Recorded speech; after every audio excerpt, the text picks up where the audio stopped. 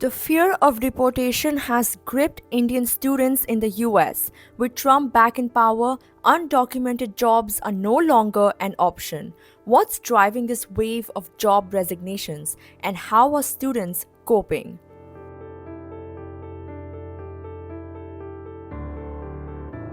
Weeks before Donald Trump officially returned to the White House, Indian students on F1 visas started quitting their part time jobs. While these students are legally allowed to work up to 20 hours a week on campus, many have relied on undocumented jobs at cafes, gas stations, or retail stores to cover expenses. With hefty student loans and new immigration crackdowns looming, these students are unwilling to take any risks. Speaking to the Times of India, a graduate student from the University of Illinois shared his story. He worked 6 hours daily at a cafe, earning $7 an hour to pay for rent and groceries. But last week, he quit.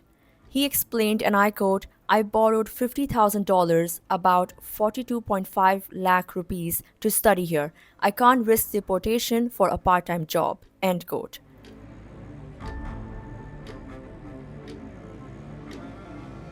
Many students now depend on savings or financial help from family and friends back in India. For some, this stopgap solution is unsustainable. According to reports, in another instance, a computer science student in Texas revealed he has already exhausted his savings and is borrowing money from his roommate. He said, and I quote, "I feel guilty about asking my parents for help. They're already struggling financially, but I don't have any other option." End quote. The uncertainty has triggered mental health struggles for several students who now face emotional and financial strain.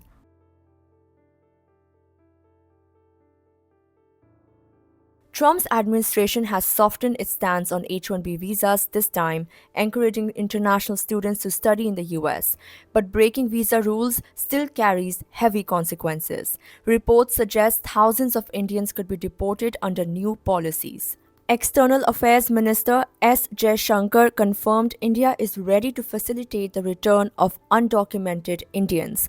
During a meeting with US Secretary of State Marco Rubio, immigration policies and economic ties were key discussion points.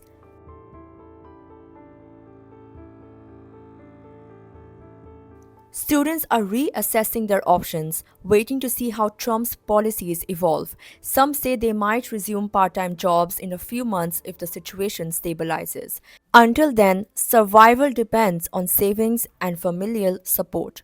Meanwhile, a potential meeting between Prime Minister Modi and President Trump on the sidelines of the AI summit in Paris next month might shape the future of US India relations.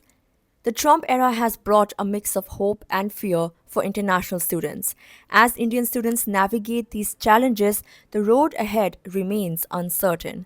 Will their resilience pay off, or will the strain prove too much? Stay tuned for updates.